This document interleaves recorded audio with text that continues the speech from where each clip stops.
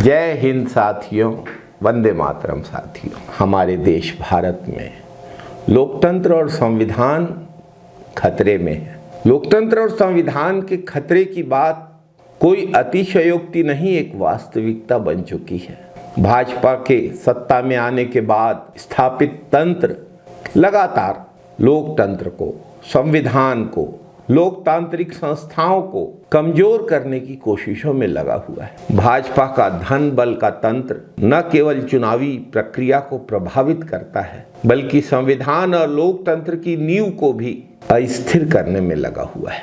अगर हम इसे जल्दी नहीं समझे और लोकतंत्र की रक्षा के लिए हमने कदम नहीं उठाए तो राष्ट्र के लिए गंभीर परिणाम हो सकते हैं। भाजपा चुनावों में धन का दुरुपयोग करती है, खुलकर दुरुपयोग कर। महाराष्ट्र विधानसभा चुनाव के एक दिन पहले भाजपा के महासचिव विनोद तावड़े 9 करोड़ रुपयों के साथ पकड़े गए, जिसका उद्देश्य ही चुनाव में मतों को खरीदने का था। इसी तरह नासिक में भाजपा के एक और नेता जयंत साठे 5 करोड़ रुपयों के साथ पकड़े गए। जो न पकड़े गए उन भाजपा नेताओं की तो कोई गिनती नहीं है।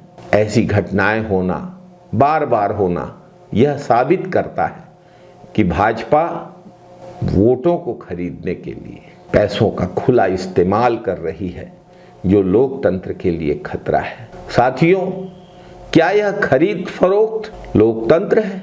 क्या किसी को इस बात का अधिकार है कि पैसों के बल पे जनता के वोटों को खरीदे? ऐसी गतिविधियां केवल चुनावी प्रक्रिया की निष्पक्षता और लोकतंत्र की प्रतिष्ठा को नष्ट करने का काम करती है। ज्यादा चिंताजनक बात यह है कि चुनाव आयोग भी इन घटनाओं पर चुप्पी साधे हुए है। जब भी विपक्ष के नेताओं या कार्यकर्ताओं के खिलाफ कोई छोटा सा भी मामला हो, चुनाव आयोग तुरंत सक्रिय हो जाता है। लेकिन भाजपा या उसकी सहयोगी पार्टियों के नेताओं द्वारा धन बल के खुले इस्तेमाल पर चुनाव आयोग की चुप्पी बहुत सारे सवाल खड़े करती है। क्या वाकई में चुनाव आयोग निष्पक्ष है या वह भाजपा के हाथों का एक उपकरण बन चुका है? ये सवाल सबके जेहन में कौंध रहा है। भाजपा ने सिर्फ चुनाव आयोग ही नहीं, अन्य संवैधानिक संस्थाओं का भी दुरुपयोग किया है। सीबीआई, ईडी, आयकर विभाग जैसी एजेंसियों का इस्तेमाल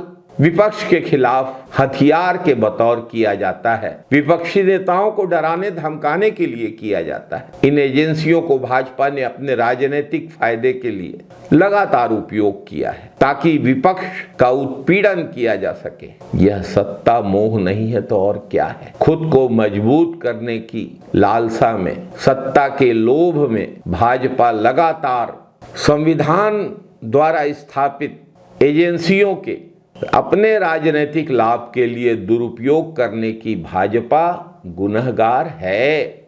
भाजपा के सत्ता में आने के बाद मतदाता सूची में हेरफेर और ईवीएम के दुरुपयोग के अनेक आरोप सामने आए हैं। भाजपा ने वोटर लिस्ट में गड़बड़ी कर विपक्षी पार्टी के समर्थकों को वोट डालने से रोकने की कोशिशें की।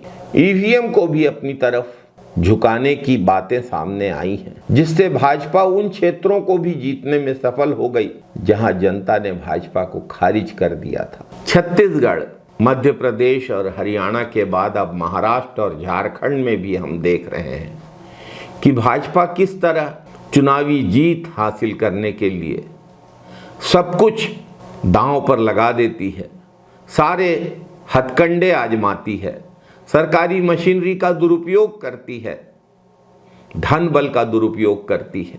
विपक्षी नेताओं को परेशान किया जाना और चुनावों को किसी न किसी तरीके से भाजपा के पक्ष में मोड़ना भाजपा की फितरत बन गई है। इन चुनावों में लोकतंत्र की खुली हत्या की मिसाल सामने आई है और लोकतांत्रिक मूल्यों की अवहेलना की जाती है। ऐसे समय टी.एन. शेषन जैसे चुनाव आयुक्त की याद बरबस पूरे देश को आती है, जो बेहद निष्पक्षता के साथ चुनाव कराने को अपनी सर्वोच्च प्राथमिकता न केवल समझते थे बल्कि उसे कार्यान्वित भी करते थे। आज देश को फिर से जरूरत है एक और टी.एन. शेषन की। जय हिंद साथियों, वंदे मातरम साथियों।